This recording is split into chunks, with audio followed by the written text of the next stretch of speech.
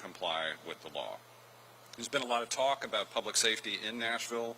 I want to thank the officers and detectives of our Metro Nashville Police Department for their dedication and commitment to all of us. My job is to protect residents. That means both getting violent criminals off the streets and protecting innocent Nashvillians. As May comes to a close, major categories of crime are down in Nashville. Violent crime overall is down. Property crime is down. Rape is down. Robbery is down. Aggravated assault is down. Burglary is down, larceny is down, auto theft is down, and homicide is down more than 20%. One of Chief Drake's core pillars is precision policing, that is, officers working to arrest and hold accountable people who are often connected to violent crimes that pose a danger to Nashville's family. That priority is working, and it is paired with another key pillar of the department, which is community engagement. I appreciate, respect, and support the work of our officers in uniform. Safety is a pillar of our work, and our upcoming budget focuses on safety in numerous ways. Now, three core pillars of government are the focus of that budget. Those are schools, services, and safety. At our last roundtable, we talked about investments in schools and the ways in which we've seen those investments pay off. Recently, thanks to Metro Schools' efforts, they've seen their best graduation rate ever. And today, our focus is moving on to services. And you'll see, joined with me today, we have representatives of our Choose How You Move Transit Improvement Program, staff for our office, for MMPD as they stand up a security division for transit. Steve Bland, the CEO of WeGo, we're very glad to be hosted here, and some members of our advisory community on transportation for Choose How You Move. Many of our departments touch Nashvillians' lives every day. Our recommended budget invests in how we can make those services more convenient and continue to improve resident quality of life. Those include more reliable trash collection, better lighting and security in our parks, mental health resources, job and internship training for our young people, and addressing housing affordability.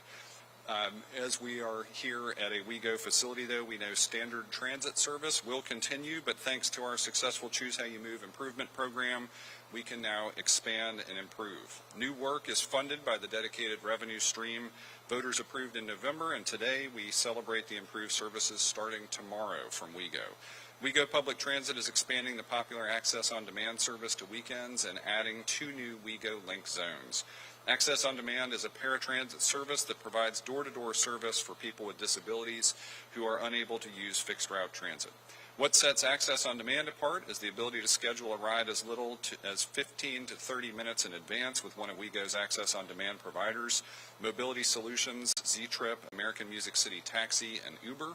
And starting tomorrow, May 31st, Access on Demand service is expanding to Saturdays, Sunday, and holidays, giving riders the convenience of being able to move around the city any day they choose. They have long deserved that opportunity, and we are now fulfilling it. New WeGo Link zones are also activating tomorrow in the Maplewood and Broadmoor area of East Nashville, as well as the Elm Hill Pike area of Donaldson. Right now, not everyone lives close to a bus stop or transit center. WeGo Link gives riders a discounted trip through Uber, Mobility Solutions, and Z-Trip to certain transit stops throughout Nashville. Uber riders can download a reusable voucher on the WeGo website and receive those discounts on each WeGo Link ride they book with Uber. Both these services save time and money for people using transit, making it easier to move around the city.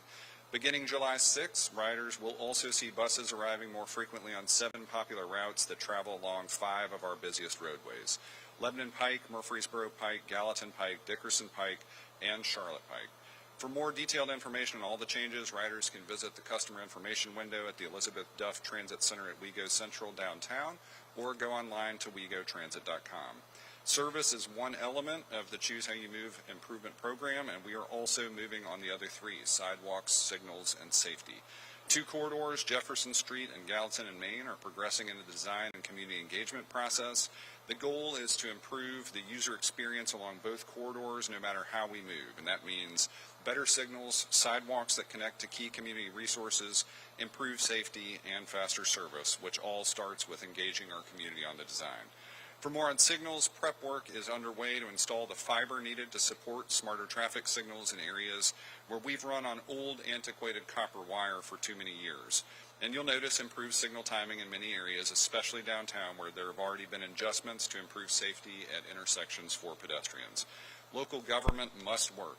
Schools, parks, libraries, water service, trash collection, road maintenance, police, fire, and medical, these are basic things fundamental and vital. And lastly, it was a solemn occasion, but one that I have carried with me throughout this week. On Monday, Memorial Day, I joined the wreath-laying ceremony at Isaac Litton High School, which was operating from 1931 to 1971. They have an alumni group that is loyal and remarkable in their commitment to serving both their own community but also our country. I got to see a wall full of blue bricks for service members who had been part of graduating classes from Isaac Litton for years, who had given the ultimate sacrifice. And I will say it was meaningful to be in that space with them and hear those stories. And our charge that we carry forward is to make meaning from that sacrifice. And with that, I am happy to take questions. Yep.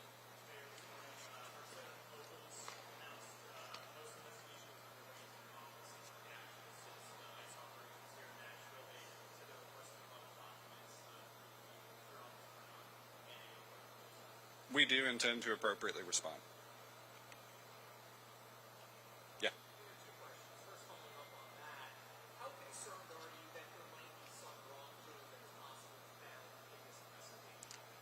I am not particularly concerned. We're going to, again, respond appropriately to all inquiries, and we have been guided by full understanding of state and federal law, and will continue to be.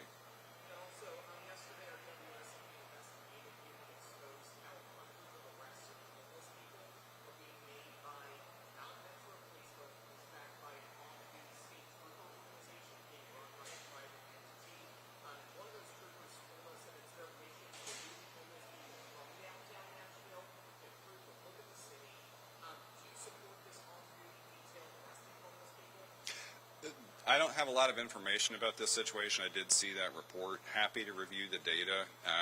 We had one incident we got made aware of potentially related to this story where we were in direct contact with THP, and it did not sound like this was the intent. So happy to follow up, but don't really have a lot of information. Coming back.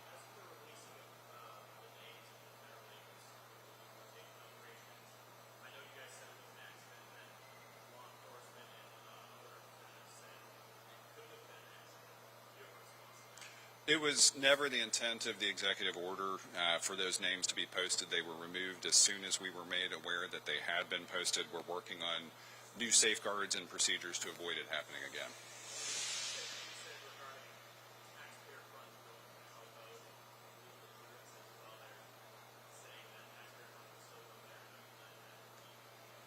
Yeah, I mean, we are not putting public funds in anything that has been alleged so far.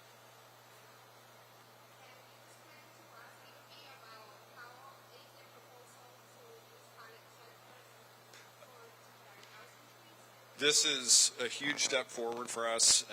We received, as a part of pandemic funding, pallet shelters that could be a part of rapid rehousing scenarios for our unhoused Nashvillians. Very pleased that Darren Jernigan, Councilmember Aaron Evans, and others have doggedly worked to make sure that we could actually put these into use. We have worked with local codes in our fire department. We have worked with state officials to make sure that these could be used. Just this week, we issued an RFP. We are very excited to get these in the hands of local providers so that they can more effectively serve our homeless residents. Yeah.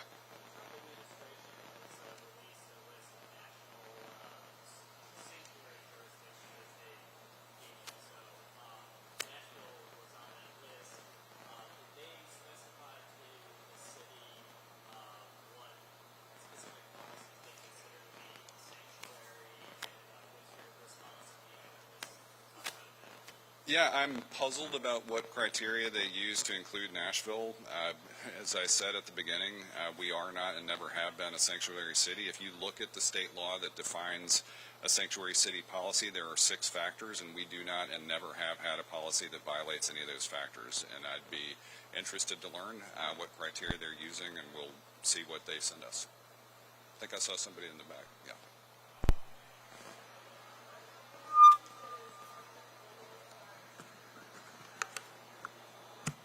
I have not spoken to either.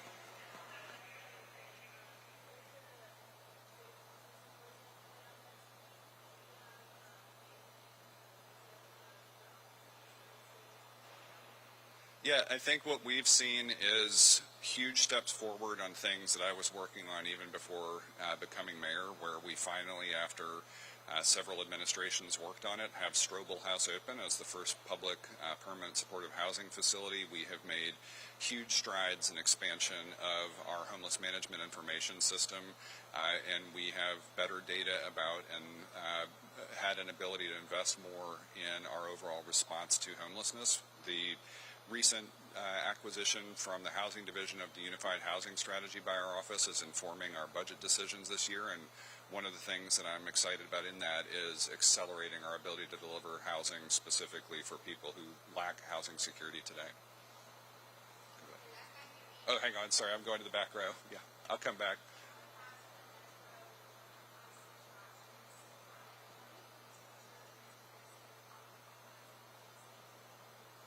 Yeah, we've had a training process, and I will say our Metro Nashville Police Department has been very effective in this. We will be reviewing not just how that information is recorded as it comes into publicly available processes, but also then what does get posted. The interest here is just in transparency. It is not in obstruction or doing anything that would be considered harmful. Yeah. Sorry. You'll come back. Yeah.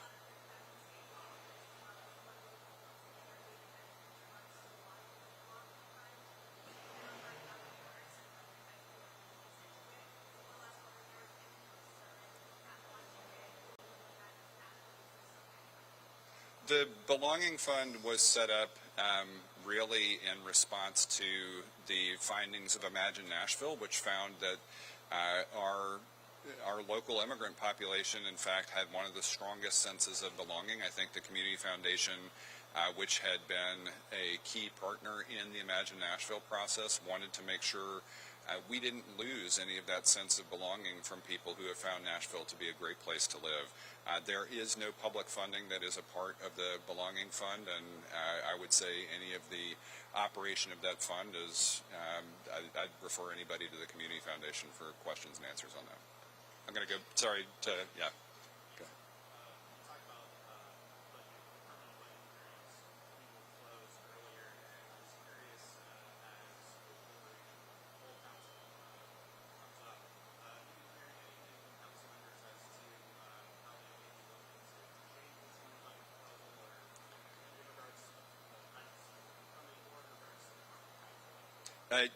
Yeah, you probably know they are now moving into working sessions. As a former Metro Council member, I got to sit in on several of those, even when I was not on the Budget and Finance Committee. You probably are also aware that multiple council members have there's been a pattern throughout recent Metro history of submission of wish list items. Typically, you expect council members to be engaged with departments to have some sense of where they would be reallocating funding for. We've just started to see the first signs of some of those wish list items as of this week.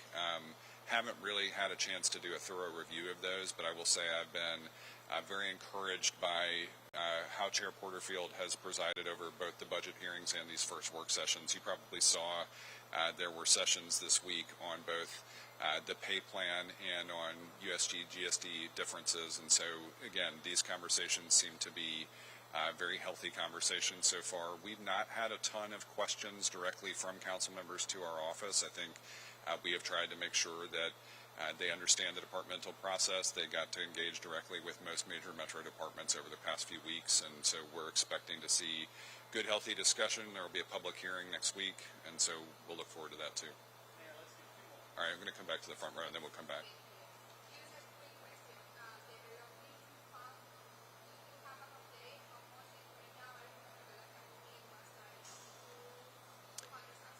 Yeah, I do not have an update on dollars raised or how those expenditures have gone, but I would say you can check in with the Community Foundation. I'll come back here.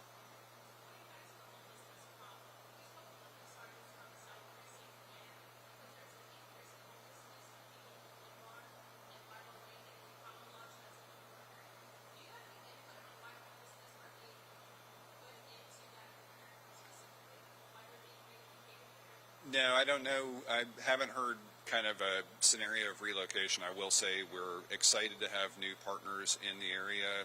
As we opened Strobel House last year, we're also seeing organizations like Hospitality Hub join as new partners and providers to Metro.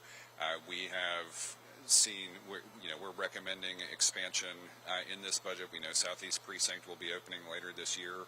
We want to support that. We're also looking at expanding the Office of Homeless Services in direct response to some of the federal funding after we watch pandemic funding lapse. So we're trying to cover our bases there, and we're also trying to resolve things on the housing crisis front with the Unified Housing Strategy. So we think we're covering a lot of the related issues as quickly as we can, as well as we can.